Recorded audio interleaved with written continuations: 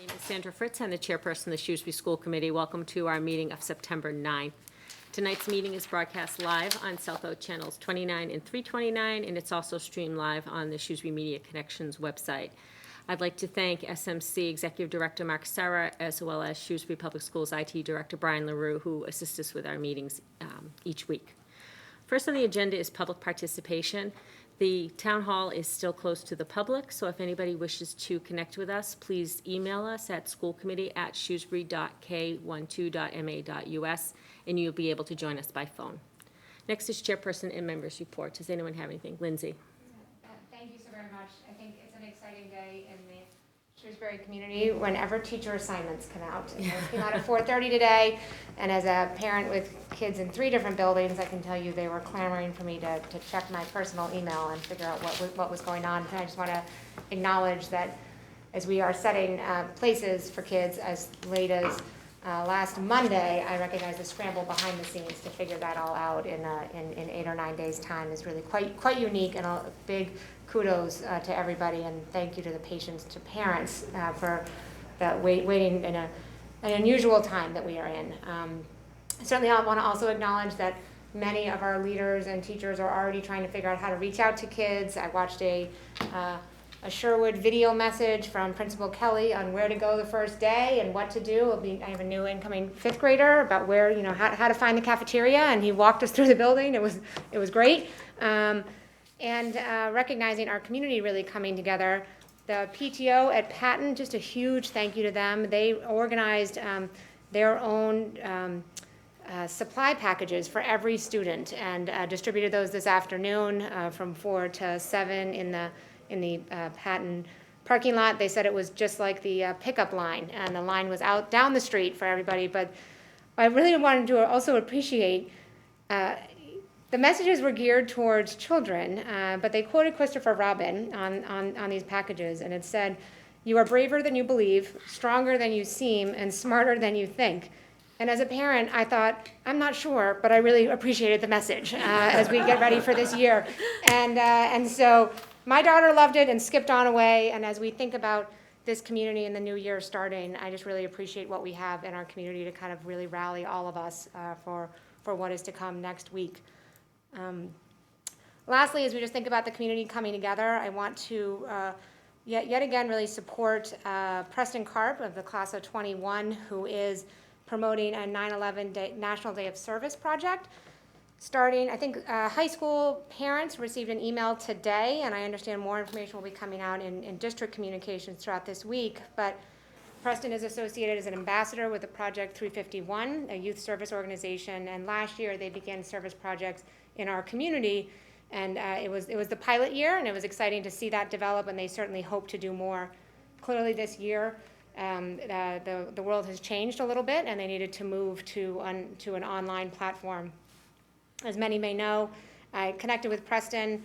My family lost somebody in 9/11. I lost my sister, and I am so impressed with his dedication and Project 351's continuing commitment to honor those lives who've been lost. And they're doing so this year by asking for donations of $9.11 to the Mass Military Heroes Fund, honoring fallen heroes and their families. So for parents at the high school, there was an email from Mr. Bazillo this afternoon with a link for how to donate. You also certainly can go on the project351.org website, and I understand more communications this week will also include connections. So I just want to thank Preston and thank the entire staff through the Shrewsbury High School and the community for continuing to keep that at the forefront for all of our young people. Thank you. Thank you, Lindsay. Anyone else this evening? Thank you. Next is superintendent's report. Thank you, Ms. Fritz. Let me begin by first thanking everyone who's been working incredibly hard to reopen our schools, and we'll give an update shortly regarding a lot of the work that's happening. Our staff has been back. This is our second week back doing a variety of training and planning and coordinating work.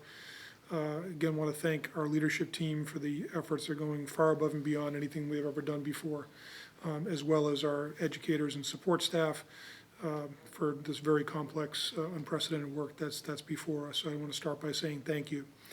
I also want to mention that, of course, we continue as a school community and a larger community to mourn the recent death of Zoe Wolfus, a rising junior at Shrewsbury High School, by suicide.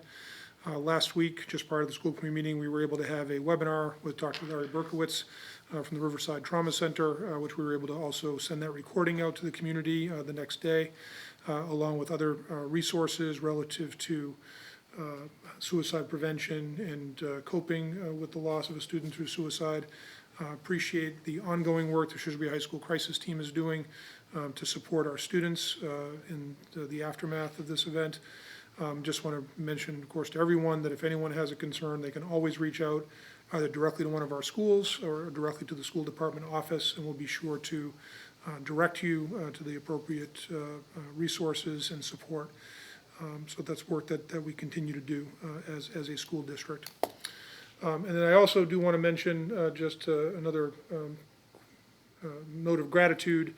In today's weekly community bulletin, it was noted that the Colonial Fund has now received over $100,000 in donations with the drive for funding to help us with this unprecedented school year. It's up to a total of $104,332 from 445 different donors. We are, again, very grateful and humbled by this support, and it will make a significant difference for us in a variety of ways, including things that we'll be working on to enhance, obviously, different kinds of learning under the circumstances we have, as well as a focus, which has been an ongoing focus of our school district around social and emotional learning.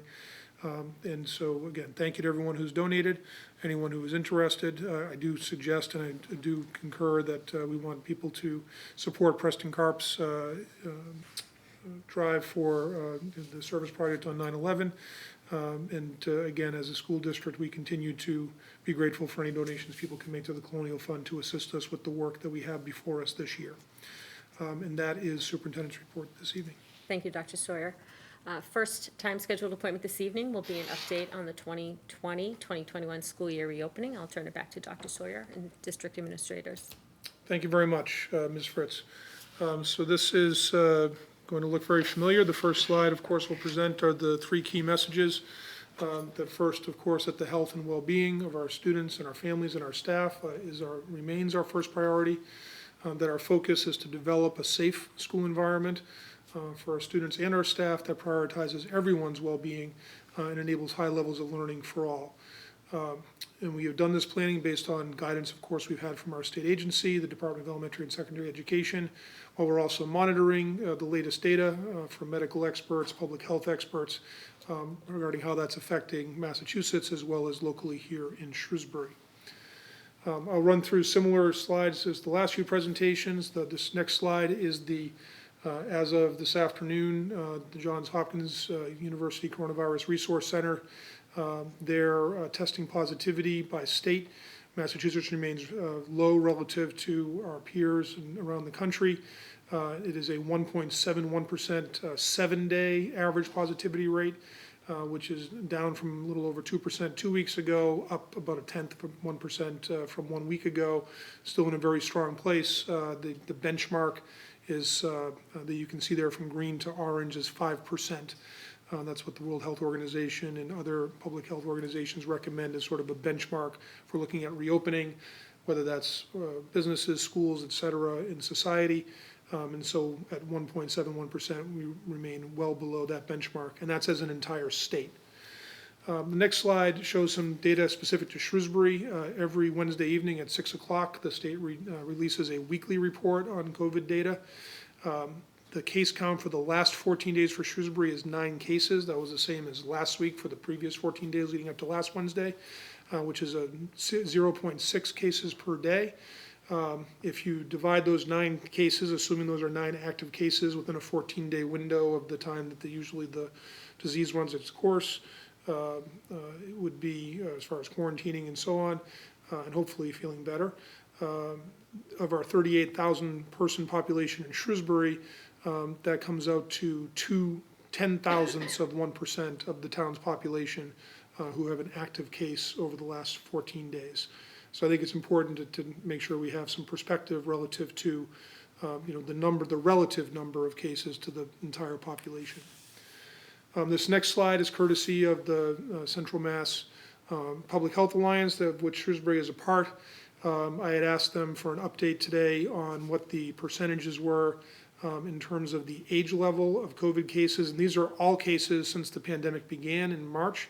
And you can see that, it skews most heavily to the individuals over the age of 70 years old, that there is a fairly equal spread between the ages of 20 and 69 as far as the percentage of people, and then the smallest number of positive cases, which is pretty typical across the country and the world, is among those age 19 and under. Only 5% of the total cases, which equaled, as of today, I believe it was 380 was the case count that Central Mass had.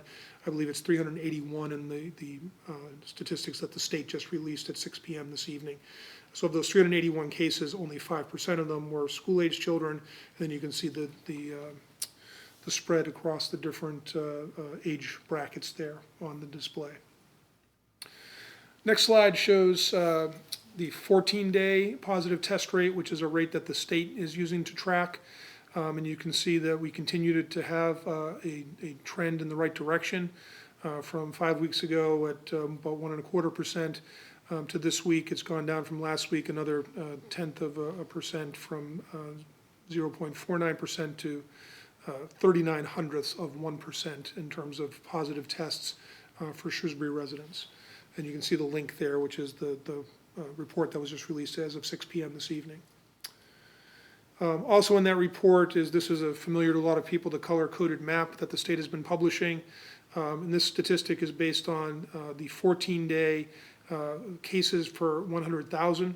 So this is the average number of daily cases, but based on 100,000 population in order to equalize it across the different communities. Shrewsbury's remains at 1.6. That's no change in the rate since last week's report. And again, you see the case count over the last 14 days at 9 cases. So we remain a green community, which is less than or fewer than 4 cases per 100,000 people. Which is a strong place to be, and of course we're well below that 4-case threshold. And depending if things keep trending in this direction, hopefully we'll move into that gray, which is just an absolute number of fewer than 5 cases over a 14-day period. Hopefully we'll keep going in that direction and move from green to gray, but the green zone is an excellent place to be.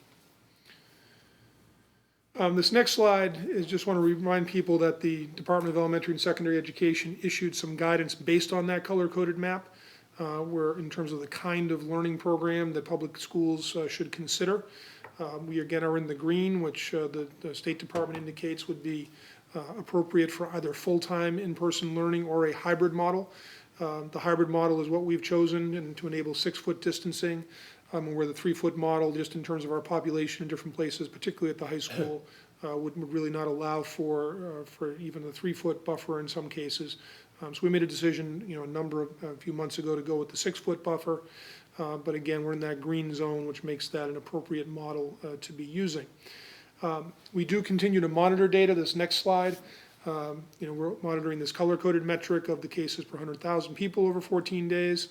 And we need to look at whether that's increasing over time or decreasing over time or holding steady in a certain range. We're looking at the number of daily cases overall in the community, whether that's increasing or decreasing. The percentage of positive tests, as I mentioned before, below 5%, whether those are increasing or decreasing. We're all in positive trends right now in Shrewsbury.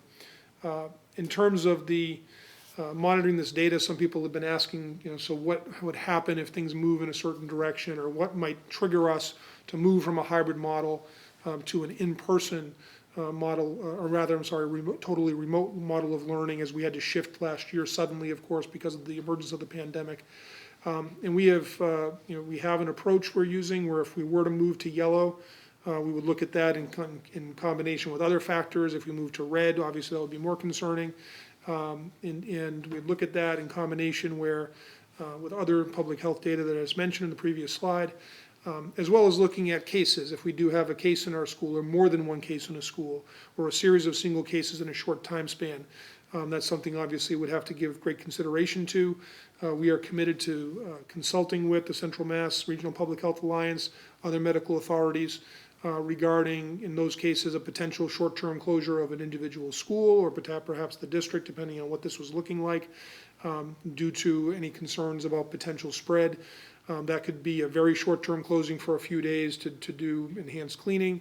It could be a closure as long as sort of a 14-day period to see, be cautious around seeing if other cases are emerging and have that period of time where student people are not together over a 14-day period, which we know is that sort of incubation time, or if that's, I'm not sure that's the right term, but we know that that's a time period that we look at that's important relative to COVID. So those are some things we would consider. Hopefully we don't have to do those things. If we have a single case, it is unlikely we would be closing the school. And of course, as Ms. Freeman will be spoken to in a bit, the fact that we're using 6-foot distancing with masks, we really should be avoiding situations where anyone's really qualifying as a close contact of another person, which is one of the key pieces you're looking at when you're contact tracing and determining whether someone needs to quarantine or whether you can continue to go about your business. But we're obviously paying close attention. We're coordinating very closely with Central Mass Public Health Alliance, and we'll continue to do that over the course of the coming school year. I also wanted to mention, when we talked about our reopening plan, I spoke to this, but I wanted to mention it again. Knock on wood, we have a pretty good long-term forecast right now in terms of heat and humidity. But we all know that it is possible that at this time of year we can get some really extreme heat, just like we might in the summertime. We're using the heat index. We don't have the opportunity to mitigate the way we might have during an early part of the school year or later in May or June when we get some extreme heat. We might be able to remove some classrooms from upper parts of a school facility that's not air conditioned, have classes spend time in air conditioned spaces like media centers or et cetera. But those kind of mitigations are not really possible given our circumstances with the hybrid model and the way we can't put a lot of groups of kids together in a space because of our circumstances. Additionally, wearing these masks is going to make it more uncomfortable, obviously, if the heat is very significant or the heat and humidity.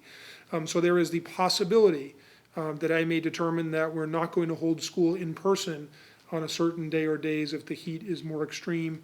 We'll be looking at the forecast relative to the heat index and looking at that if it's in that extreme caution zone where it may be calling a day, a quote unquote heat day or an early release before it gets too hot in the afternoon. And even if we have a heat wave of some sort, there may even be some times we're in the caution zone, but if buildings have been heated up and haven't really been able to release that heat very well because we're not getting relief at night, again, we want to make sure that we have healthy environments for our students and our staff for their learning. And because we have the option of doing some remote work, of course, it makes it easier to continue learning under those circumstances. So I just wanted to mention that again, and hopefully by mentioning it, we won't have to do it. So we'll certainly communicate very clearly with families and staff if we're in a situation where that might be a possibility.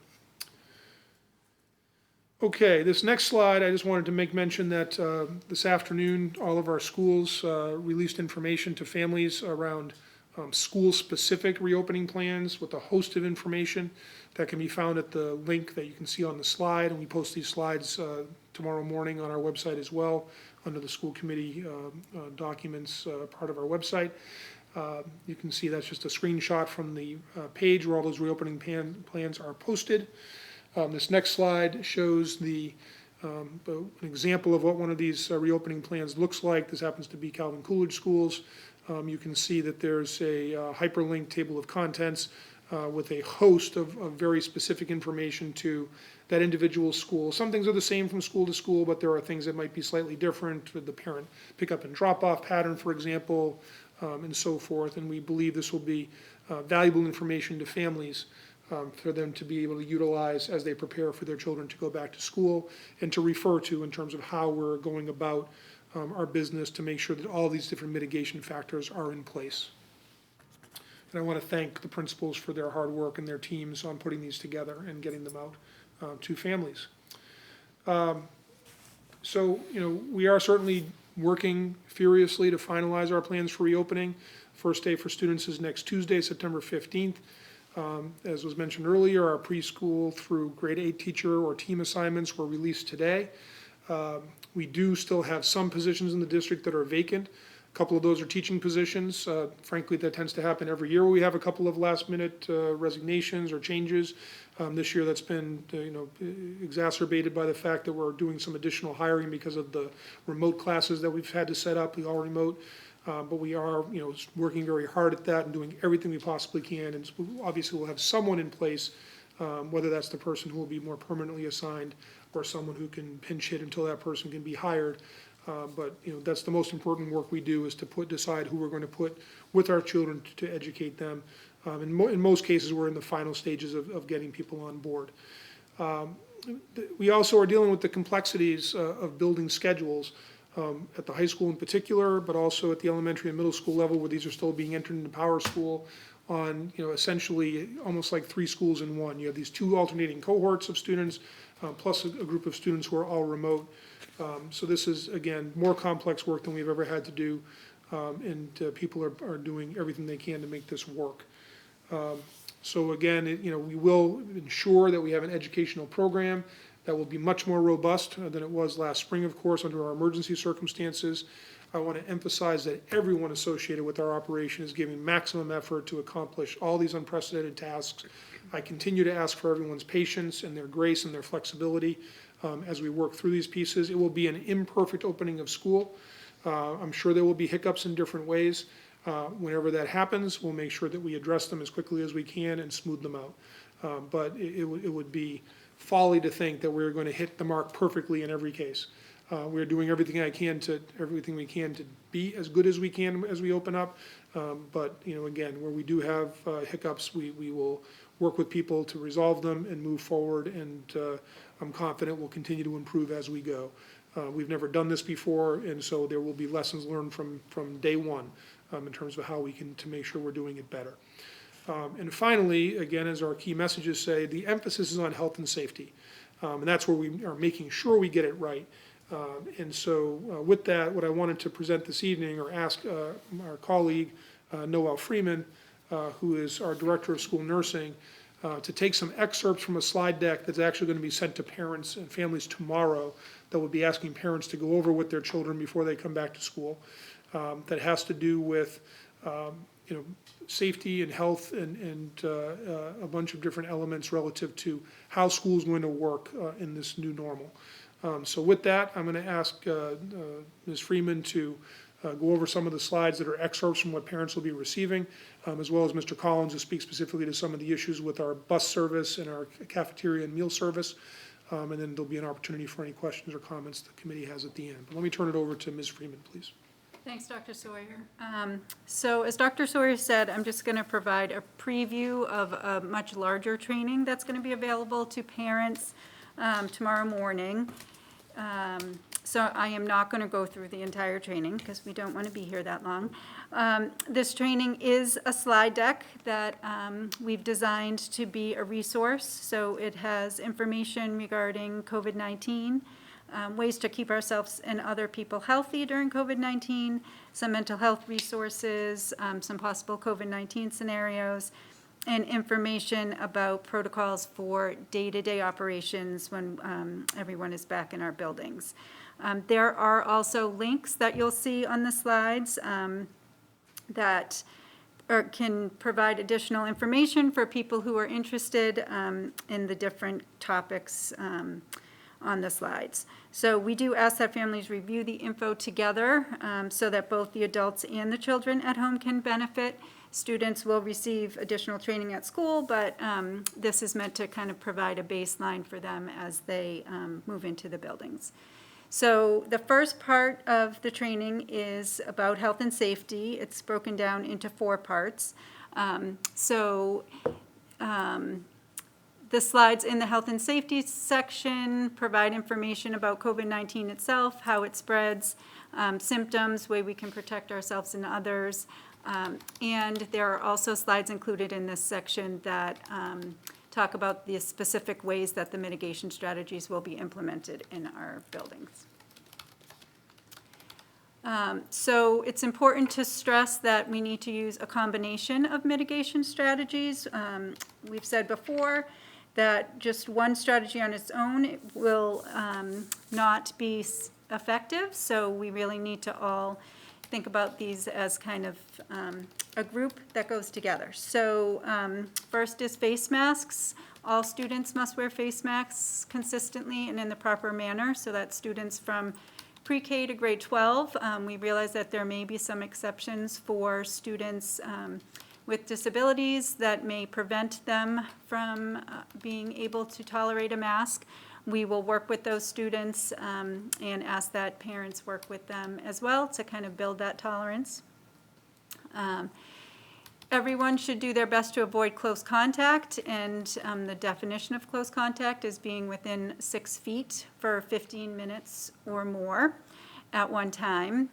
So that's kind of the standard that we're all operating on, knowing that there are times due to service delivery, again, for some of our students, that close contact is necessary. And when that happens, we will keep track of that. So if contact tracing is needed, we will have that information available as to when close contact may have occurred.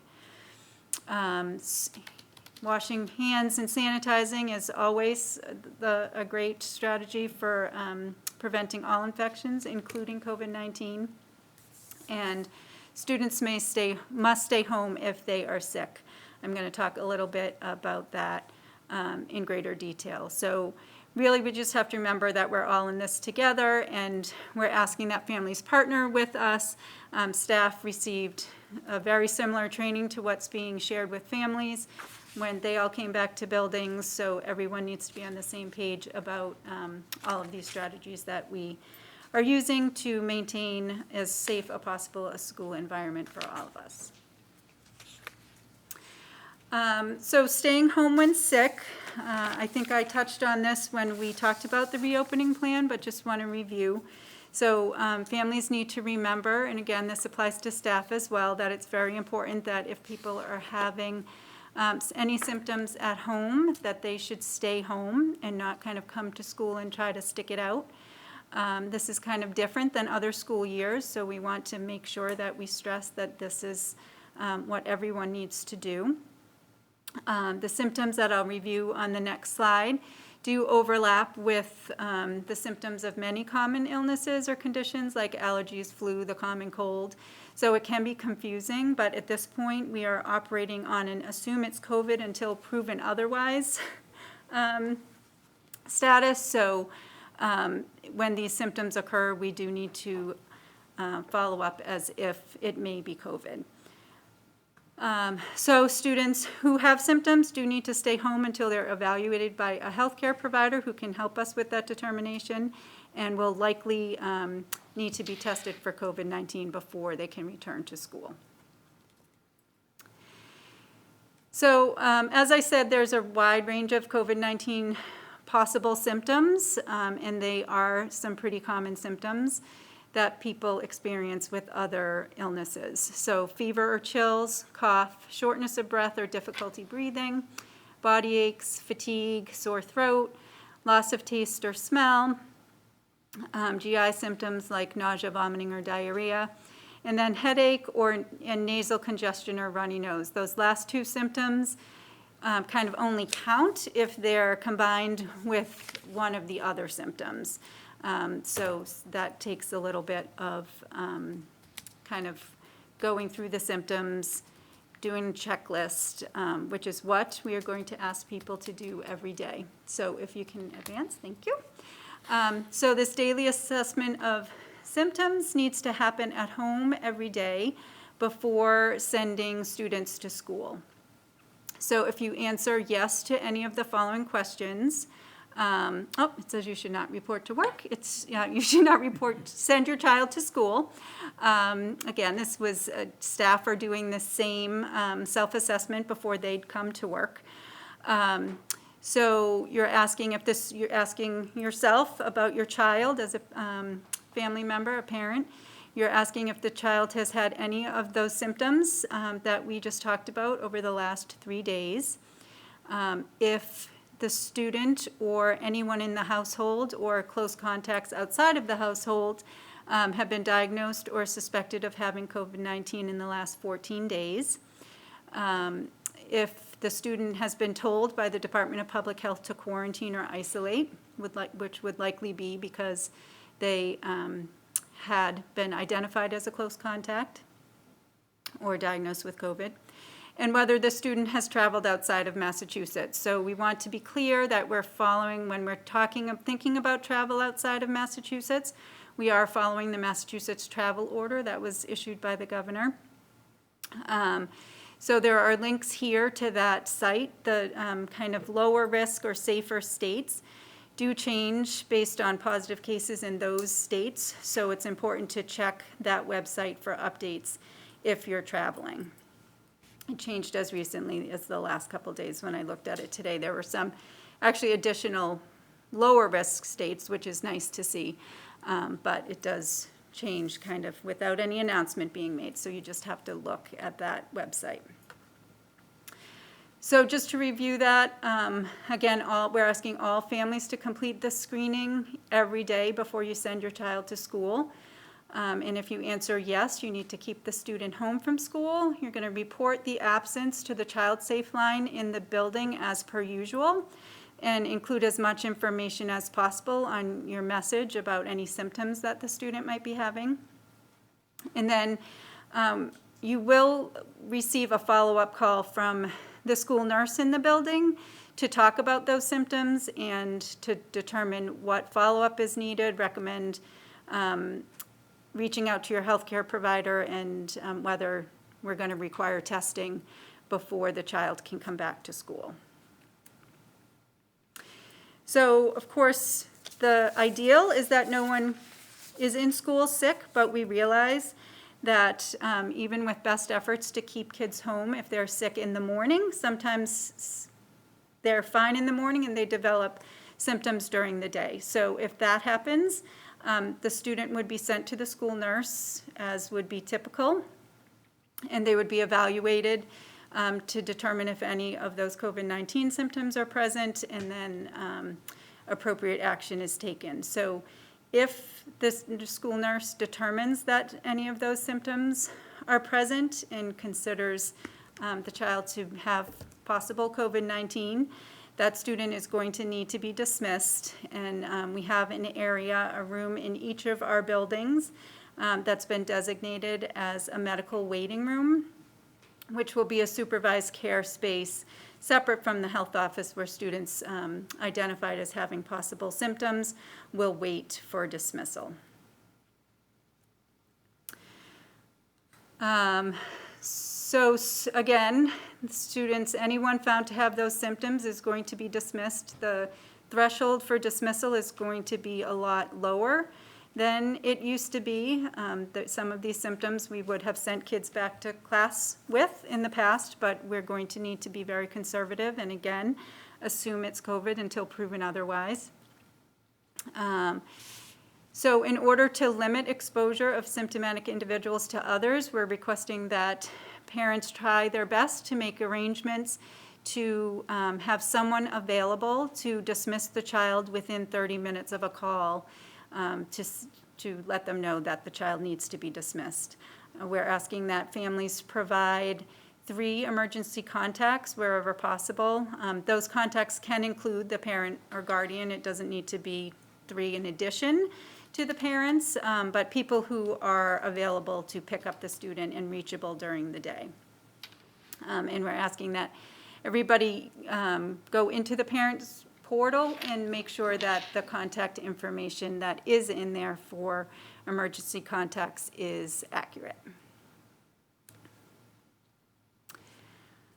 And next, I just want to touch on if a student is positive or someone in their household tests positive for COVID-19, we need to know about that as soon as possible so that contact tracing can start, if necessary, at school. So if you are in the situation where your child or a member of the student's household tests positive for COVID-19, we need you to notify the school nurse in the student's building, and or you can reach out directly to me. The link on the slides is my email address.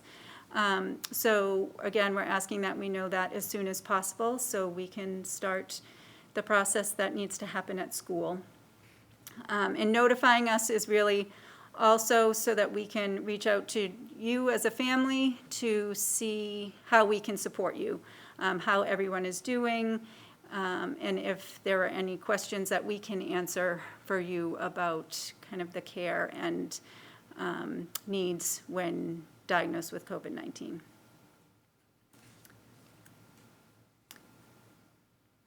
So the next part of the training is about stress and mental health. This is brief. It's really just a couple slides within the training, but it's so important, as Dr. Sawyer mentioned earlier. We want to make sure that any families who are struggling with stress, that we recognize how stressful COVID-19 is, and there's so much else that people might be dealing with. If you find yourself in a situation where you feel you need support, we want you to know that you can reach out to resources both in the buildings, and there are links in the slides to those resources, and there are also links to community resources that might be helpful as well. So the third part of the training is some possible COVID-19 scenarios. So these are based on questions that we've gotten from lots of people, so we're hoping that people find this helpful. While we know that the metrics are favorable to open, and we feel it's safe to do that at this time, we also recognize that it's very possible that we could have a positive case in our schools, and so we are prepared for that, and we also want people to remember that by masking and distancing and doing all of the combination of mitigation strategies, we're really doing that to protect ourselves from the possibility that we have a positive case.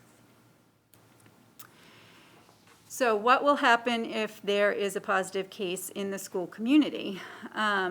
So when a positive case is identified, the school nurses will work with the Central Mass Regional Public Health Alliance, which is based out of Worcester, and Shrewsbury is a member of that alliance.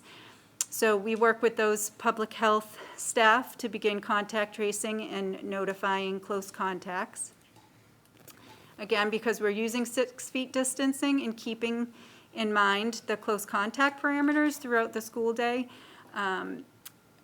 conversations with public health to date have indicated that it will be unlikely that entire classrooms will need to be quarantined, but that each individual case, as positive cases occur, will be evaluated on an individual basis. For privacy reasons, the individual of a positive individual, the identity of a positive individual, whether it's a student or a staff, will be kept confidential to the greatest extent possible. So we will only share that with people who need to assist us in contact tracing, and if contact tracing doesn't need to occur because of the situation when someone tests positive and when their infectious period was, if they weren't in school during that time, then the identity really won't need to be shared. Any decision to close a classroom, building, or district, as Dr. Sawyer said earlier, will be made in consultation with our public health colleagues, and Dr. Sawyer will provide notifications of de-identified data as needed and regular updates regarding the overall picture in the community. So the next what if is what if someone is identified as a close contact to a positive case? So again, close contact is defined as being within 6 feet for a period of 15 minutes or more. And the infectious period for someone who tests positive begins 2 days prior to symptom onset, or if there are no symptoms, we count 2 days prior to the date of the positive test. So when we contact trace, that's really the period we're looking at, is 2 days of being within close contact of an individual who tests positive. So if a student or staff person is identified as a close contact, they should be tested for COVID-19. And if they test negative, they will still need to quarantine for 14 days because a negative test doesn't tell you what's going to happen during that incubation period. So we would need them to still quarantine. If they test positive, they would need to isolate, which is stricter than quarantine, for at least 10 days. Release from isolation is based on symptoms. So the end of isolation is at least 10 days from symptom onset, and you have to have at least 24 hours with no fever, and any symptoms that you've had have to be significantly improved to come out of isolation.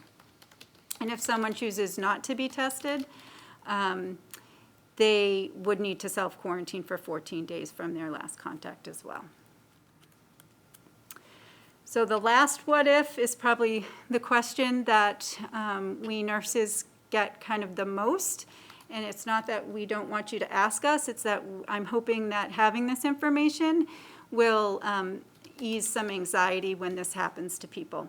So what happens if you are a contact of a close contact of a positive case? So my example of this is if someone asks, so my husband's coworker tested positive, and my husband and that person were together at work last week. And the husband is identified as a close contact. So does that mean the children in the house need to be tested, and do the children need to stay out of school? So the answer to that is the husband, who's identified as the close contact, should be tested. But as a contact of a contact, the other household members really don't need to do anything. They don't need to be tested. They can come to school or to work unless the husband, who is the close contact, is symptomatic or test positive. So the close contact really just applies to the person who was in close contact with the positive case. So the last part of the training is really quite lengthy, and it provides details on how day-to-day operations like lunch, restrooms, hallways, arrival, dismissal, buses, all those day-to-day things are going to look when we return to school. I am not going to go through those, although Mr. Collins is going to take us through a couple of those subjects. I just have one more thing that I want to say before I turn things over to him.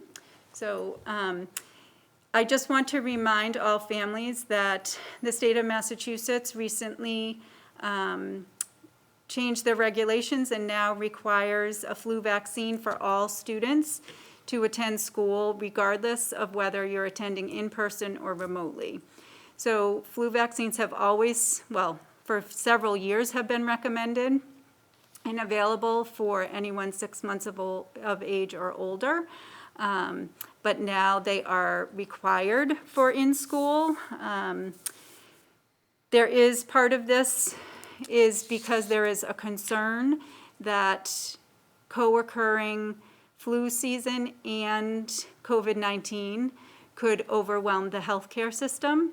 And by being vaccinated and reducing the risk of getting the flu and reducing the impact of flu if you do get it, will help to not overwhelm the healthcare system.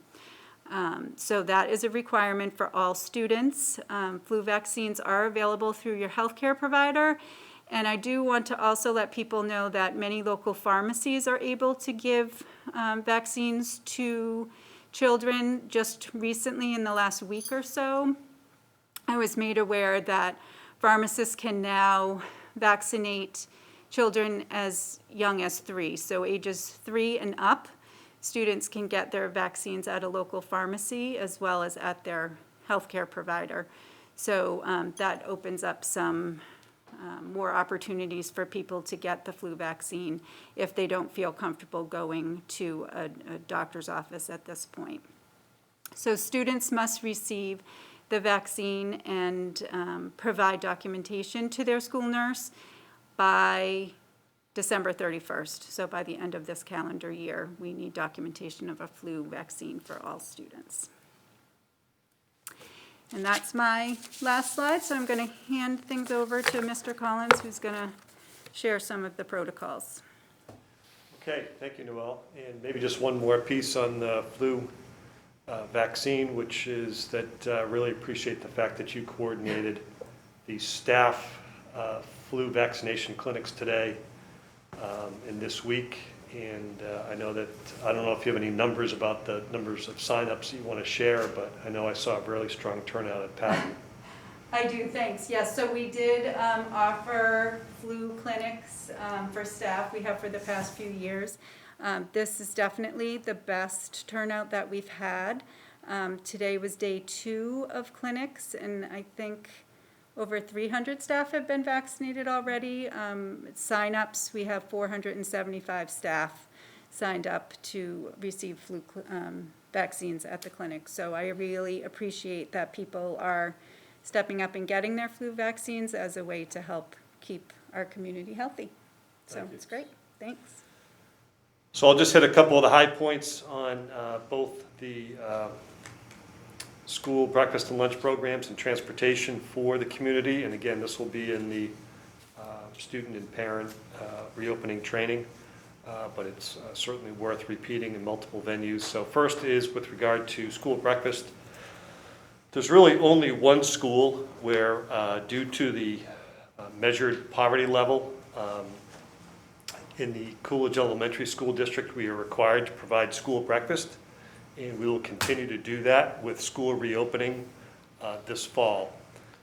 In the past, we have offered school breakfast also at Sherwood Oaken High School, and that was because we had staff there early at those schools and were able to provide that service. And we had enough of a concentration of students at those larger schools where it made sense to offer it where we could. But unfortunately, because of all the logistics relative to safety, we will not be able to offer breakfast or a la carte breakfast at Sherwood Oak or the high school. And I would say that the high school was probably the most popular site for students who would typically come off a bus and go into the servery and grab a bagel or some breakfast cereal or something like that. They'll no longer be able to do that at Sherwood Oak and the high school. So we really want to encourage all students to eat breakfast before they get to school, because we know of its importance, one of those readiness factors for learning. The other part is that we certainly would endeavor to, if conditions allowed, that in the future, if we could reopen up that breakfast program at secondary schools, we would look to do that. But certainly for the first several weeks or a month, we don't believe we're going to be able to do that. And as I'll repeat throughout these slides with regard to food service, as always has been the case, if there is some sort of individual family hardship, families just need to reach out basically to the school principal, the school nurse, and we'll try to handle those one-off situations as we can.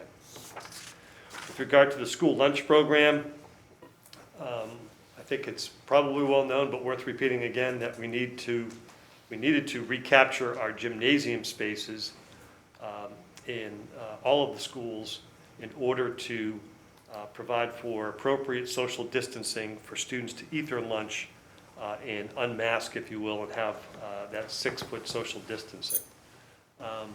So we've recaptured those spaces. Students will be sitting at designated desks or tables that are 6 feet apart, all facing in the same direction. Most of our schools are set up in this manner already, and students will have assigned seating for lunch service.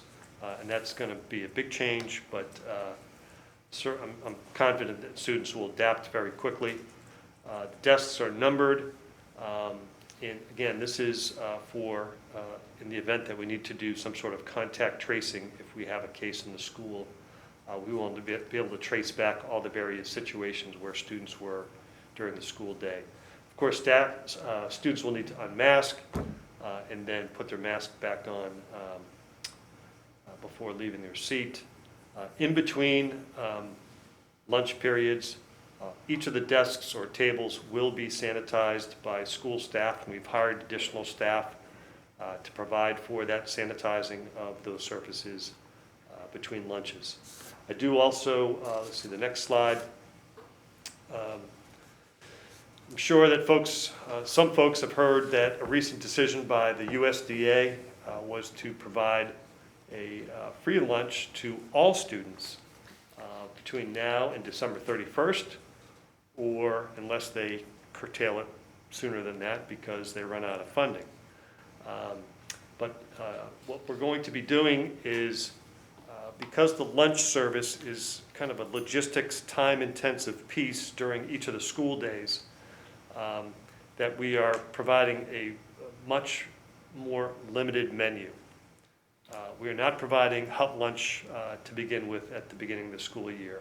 It will be a brown bag lunch that will include a cold sandwich of some sort, fruit, milk, and that kind of offering, turkey, ham, peanut butter, and jelly kind of menu option. Certainly to provide enough nutrition and calories for students, but one of our top priorities is simply getting students through the line and eating a lunch and then being able to get back to class. So we will not be offering any kind of snack items for sale. All the salad bars are closed. There are no condiment bars opening. And we'll not be selling individual drinks like we have in the past, like waters or seltzer waters, which are really big sellers at the high school. And these so-called a la carte sales, like students who, especially at the elementary level, I just want to buy that cookie every day. That's not going to be available with school reopening. So we're really encouraging parents to pack a child's lunch, including a drink. And again, certainly as we adjust to the reopening schedule and get into routines, our goal would be to provide a more expanded menu with more options if we can in a safe manner. But at the outset, it will be the brown bag service. And again, it will be free for all students. So there will be no money exchange or no accounts debited. That's not just for free and reduced lunch kids, it's for all students.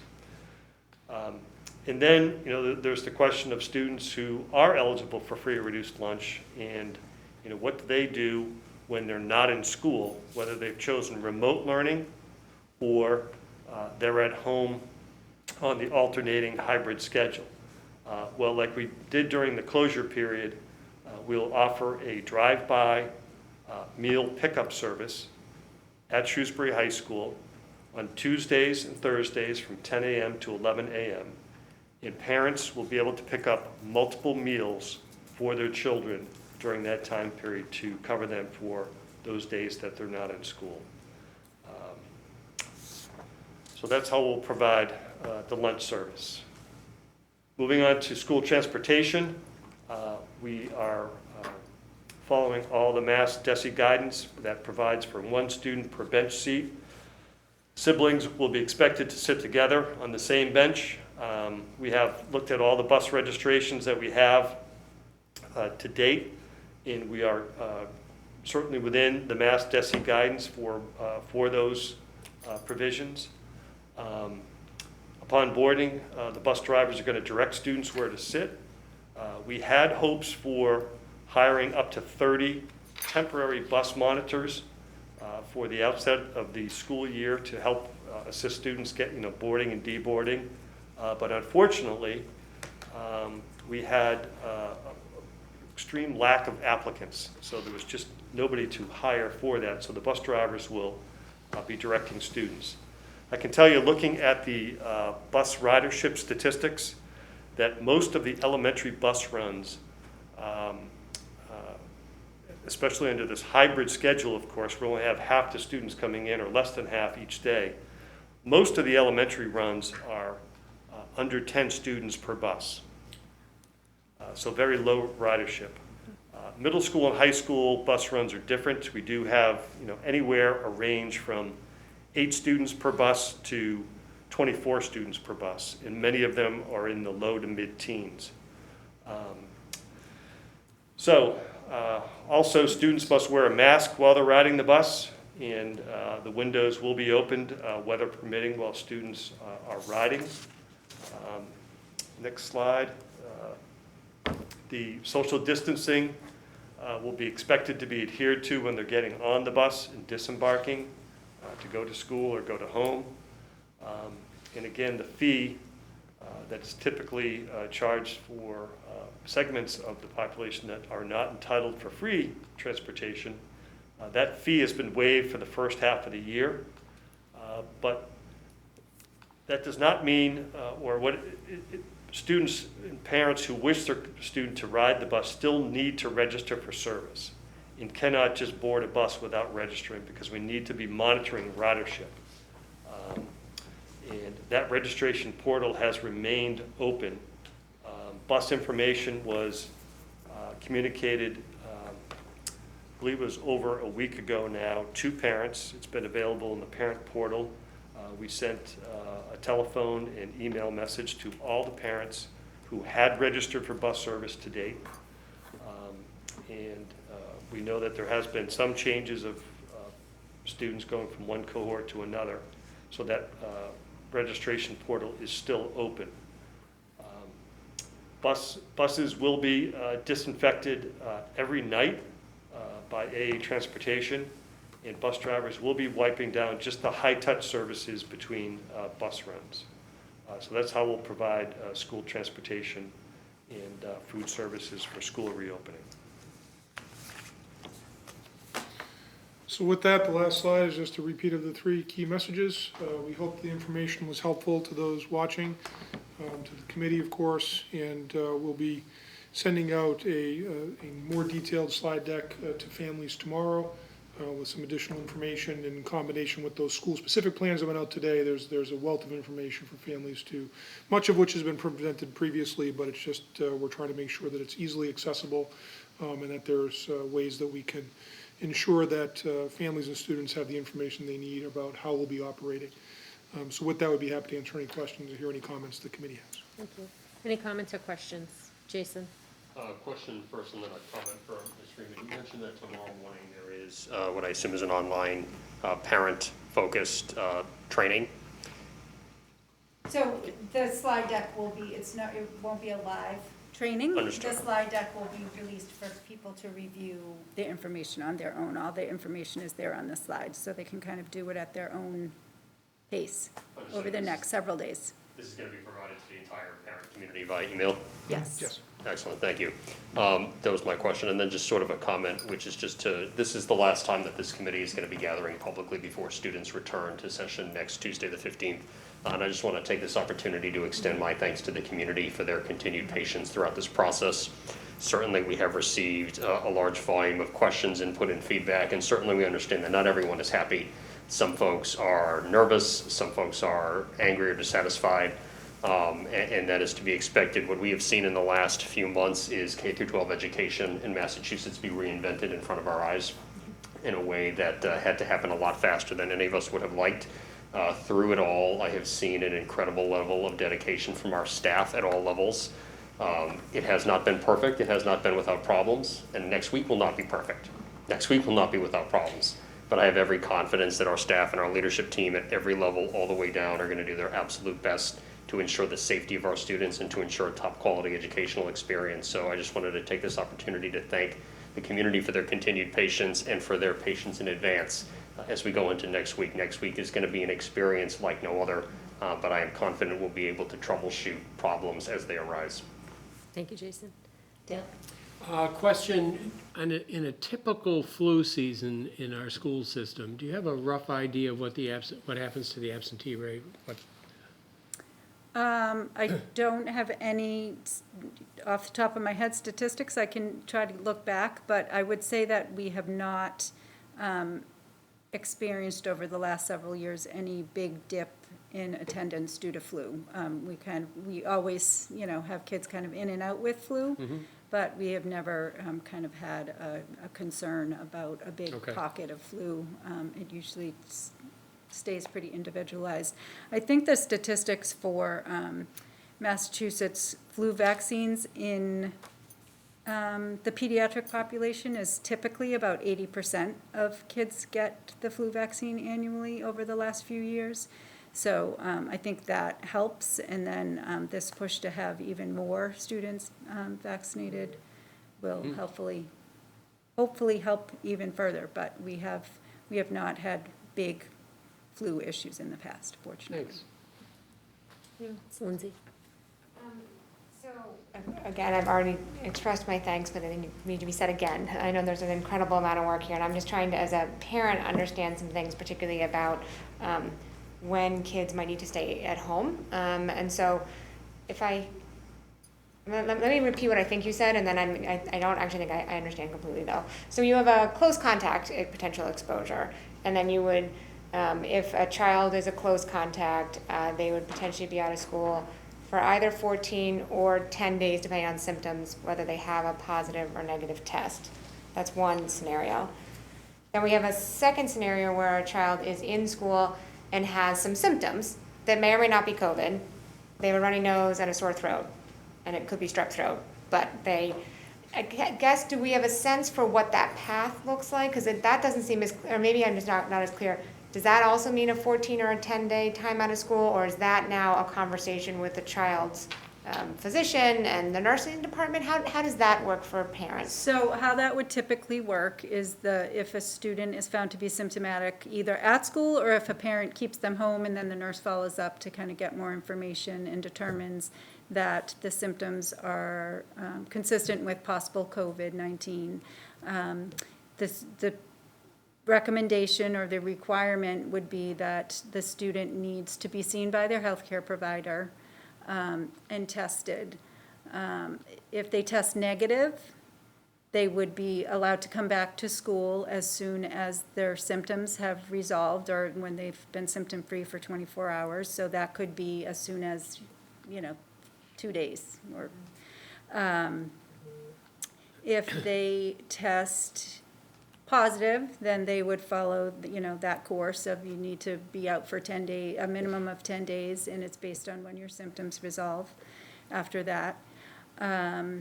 If a family chooses not to have the child tested, then they would need to quarantine for 14 days with potential symptoms, unless their healthcare provider is able to provide what we would call an alternative diagnosis.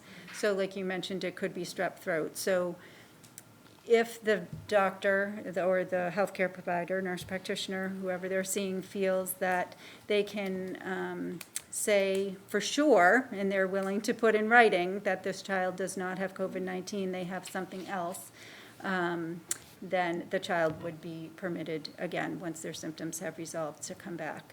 Allergies could make that tricky, so we expect that we could be getting notes from healthcare providers saying that the child has chronic allergies that they've seen for years, and this is the symptoms they always have, and then we would feel comfortable having someone back, but they are going to need to have that evaluation by their healthcare provider, just as err on the side of caution, assume it's COVID until proven otherwise.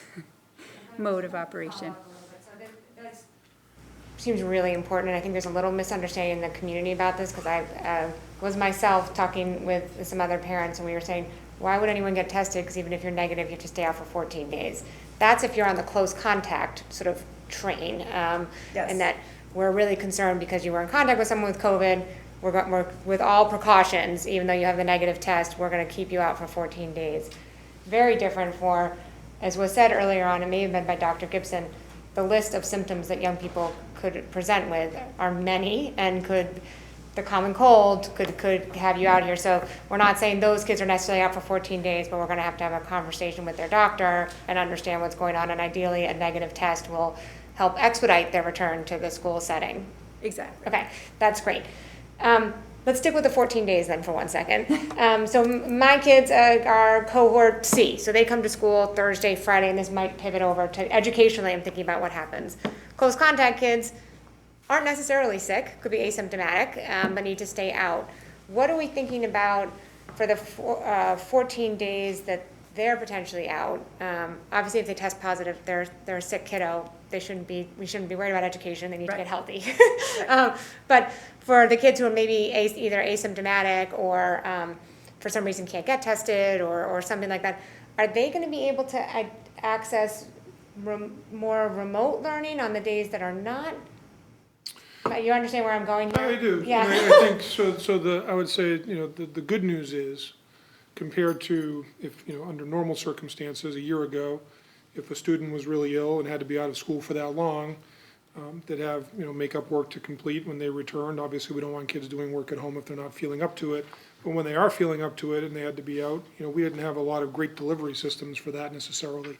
And the fact that students in the alternating hybrid schedule are going to be learning, 3 out of the 5 days a week remotely anyways, those days wouldn't really be any different when they're at home. The days they'd be missing, of course, would be the 2 days they would be in person. My expectation would be that just as teachers try to accommodate students who are out under normal circumstances, I imagine they'll make some adaptations for them that are reasonable, and, in terms of, what we won't be doing, because we're not doing this for our cohort D students, they wouldn't be able to sort of zoom into the class and be present virtually, because that's just not the system we're using or setting up. There are going to be those students who would, the students who are on days that are home are still going to be connecting for like morning meeting and things like that. They certainly would be welcome to do that. And I suspect that based on the way that we have been providing options for students, that even the work that they would be expected to be doing that's required over the 3 days that would be remote, I expect there'll be lots of options for kids to do additional work or keep up. So I'm confident we'll make sure kids stay with the program and that we minimize the learning loss that could happen from them being out for a prolonged period of time. Obviously, we hope this isn't a constant thing. The close contact is going to be when there's an actual case, close contact, and if we keep having numbers like this, that will be very rare, and that will be good.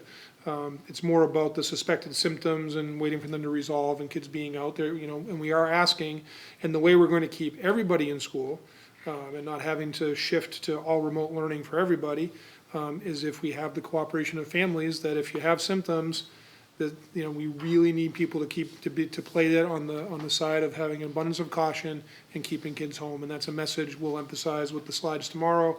We'll keep emphasizing and messaging from the schools. And, health and safety trumps, the inconvenience or some of the impact on missing school.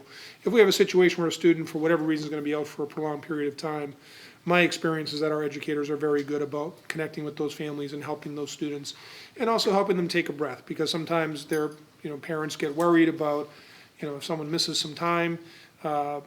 Kids are incredibly resilient. They're obviously we're in an unprecedented situation. We had kids out of school and, not in a typical learning mode for a long time, and we're going to have to see what that's like coming back this year. But on case-by-case basis, we've had kids who had to be out, for unfortunate circumstances, might have been out for, a month, 6 weeks out of school.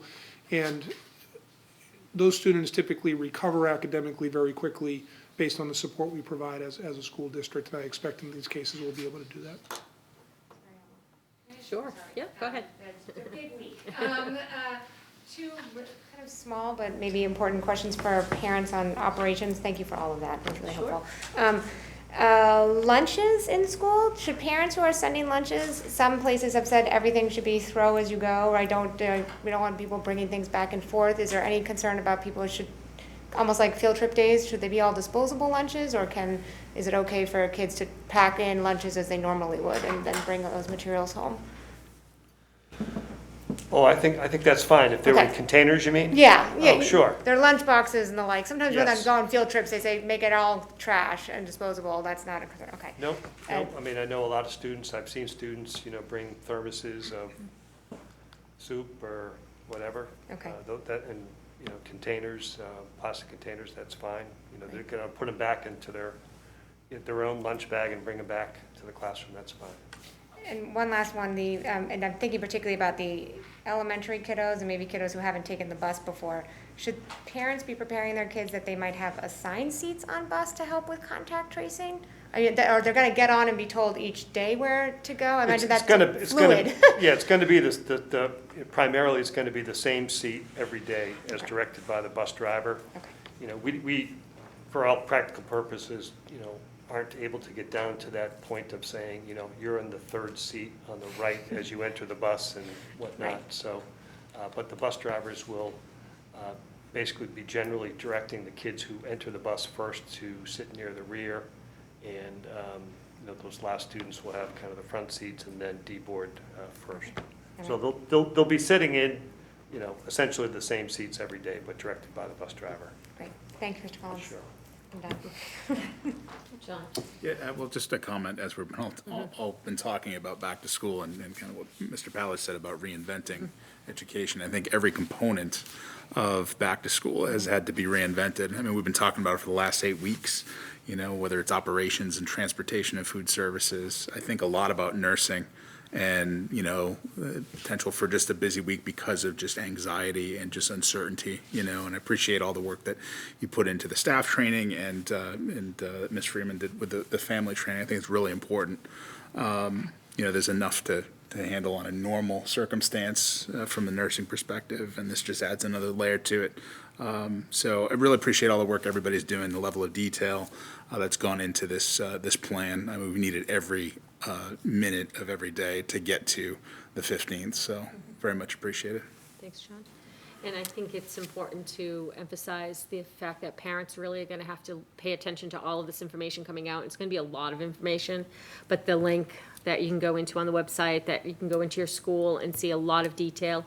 I'm seeing a lot of questions on social media about a lot of the things that we talked about tonight, so I think it's really important that everybody pays attention and make sure that they go through all of this information. It's gonna be a lot, but it is a whole new way of opening schools, and we're gonna learn as we go. But you're putting all the time and effort in, so we wanna make sure that people are utilizing all of that information and getting everything firsthand. So thank you very much. I know it's been a lot of work for a lot of weeks.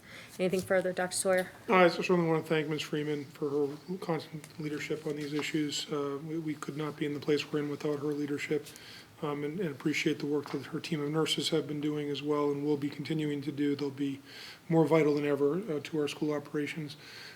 Also want to thank Mr. Collins for his work with the operational team, along with Karen Isaacson, who you've seen in the last couple of meetings. And, you know, unfortunately, with the extended school care program being put on hiatus, however, being able to have her step in where Mr. Rocco left his position to help us with transportation and also help with different operational elements has been really key for us to get to where we need to go.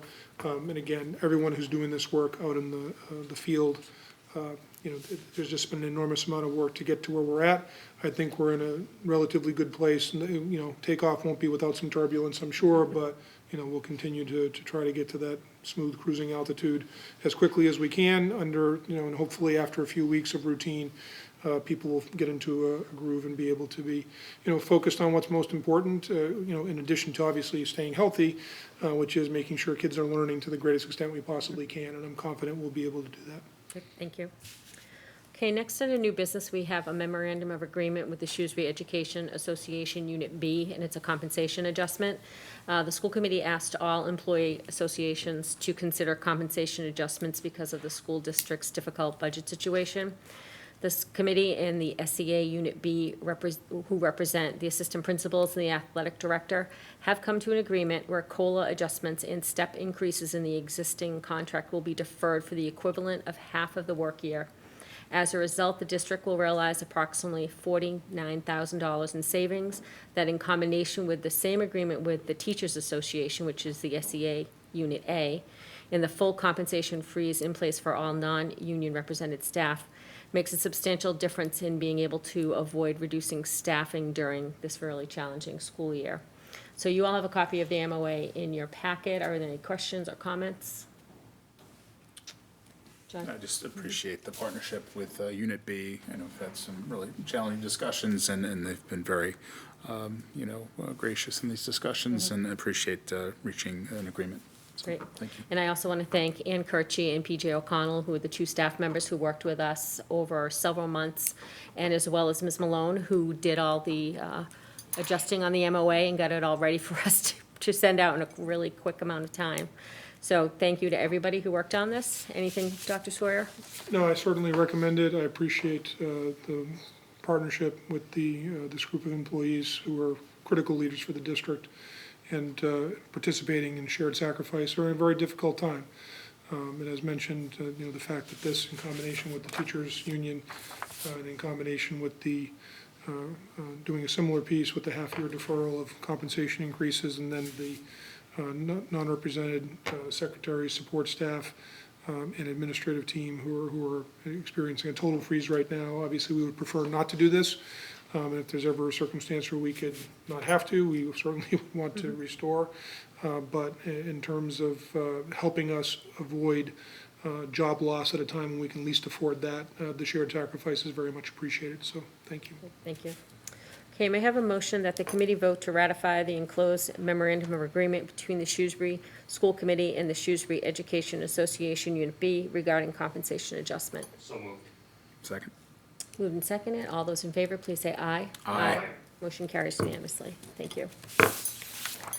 Okay, next we have a memorandum of agreement with the Shrewsbury Paraprofessional Association where we need to vote on the hybrid education model. Because of the significant changes to our education model required by the pandemic, the school committee engaged in bargaining with the Shrewsbury Paraprofessional Association Unit D, who represent paraprofessional educators in our district, and we crafted an agreement regarding working conditions and the expectations related to the hybrid learning model being used for the upcoming school year. And again, you all have a copy of that in your packet. Are there any questions or comments? And just to clarify, the vote to ratify did take place? Yes, they voted actually today, so that passed. Excellent. Anything further? Anything, Dr. Sawyer? I want to thank Noreen Christie, the president of the SPA, David Lowy, the vice president, Deb Troyo, and Joy Basnakis also on their leadership team, and for their continued partnership with the school district. I want to thank Ms. Malone for continuing to shepherd all these negotiations with our different employee groups forward in a way that's respectful and understanding of their situations, and appreciate the fact that the membership of the SPA ratified this today, and I do recommend that the school committee vote to ratify. I also want to thank Noreen Christie, the president, and Mr. Wensky, as well as Dr. Sawyer and the whole staff, including Meg Belcito. We had a lot of meetings, and these meetings were on top of all the work that this leadership team is doing to reopen schools. So it's really a group effort, and it is a good relationship with the SPA, so we're very grateful for that as well. So may I have a motion that the committee vote to ratify the enclosed memorandum of agreement between the Shrewsbury School Committee and the Shrewsbury Education Association Unit D? So moved. Second. All those in favor, please say aye. Aye. Motion carries. Thank you. Okay, next we have our minutes from our meeting on September 2nd, 2020. Are there any changes or corrections? There being none, we can have those marked as approved as submitted. Just making sure it said Vice Chairperson before I said that. Okay, we do need to go into executive session this evening for the purpose of addressing Massachusetts General Law, Chapter 30A, Section 21A7, to comply with or act under the authority of any general or special law or federal grant and aid requirements. Purpose 7, Open Meeting Law, Massachusetts General Law, Chapter 30A, Section 22FG, for the purpose of reviewing, approving, and/or releasing executive session minutes, and B, for the purpose of addressing Massachusetts General Law, Chapter 30A, Section 21A3, to discuss strategy with respect to collective bargaining or litigation if an open meeting may have a detrimental effect of the bargaining or litigating position of the public body, and the chair so declares. Purpose 3, the Shrewsbury Education Association Unit A, Shrewsbury Education Association Unit B, the Shrewsbury Paraprofessional Association, and/or the Shrewsbury Cafeteria Workers, where deliberation in an open meeting may have a detrimental effect on the bargaining position of the public body, and we will return to open session only for the purpose of adjourning for the evening. May I have a motion that we adjourn to executive session? Moved and second, roll call vote is required. Ms. Heffernan? Aye. Mr. Palich? Aye. Dr. McGee? Aye. Mr. Wensky? Aye. Myself, aye. Thank you and good night.